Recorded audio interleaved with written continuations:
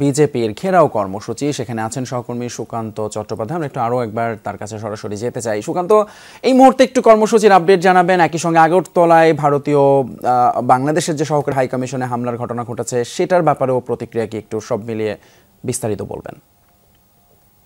দেখুন, আগরতলায় যে ঘটনা ঘটেছে সেটা কিন্তু ভারতের পররাষ্ট্রীয় যে ইতিহাস রয়েছে তাতে কিন্তু এই প্রথম যে কোনো বিদেশি রাষ্ট্রদূত পাশে কিন্তু এইরকম হামলা, এবং সেখানে ইন্টেলিজেন্স ফেল করেছে, অর্থাৎ সরকারের যে পুলিশ।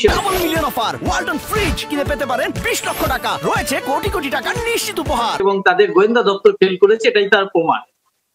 কলকাতায় যে গত সপ্তাহে একই ধরনের কিন্তু প্রতিবাদ হয়েছিল, কিন্তু সেখানে মমতা সরকার কিন্তু যথেষ্ট পারদর্শিতার সাথে সেই বিক্ষোভ কিন্তু রক্ষা করেছিলেন, অর্থাৎ থামিয়েছিলেন, এবং দূতাবাসের ধারে কাছে কিন্তু কাউকে ঘিসতে দেওয়া হয়নি। আজকে সকাল থেকে যেটা পেট্রাপোল সীমান্তে একইভাবে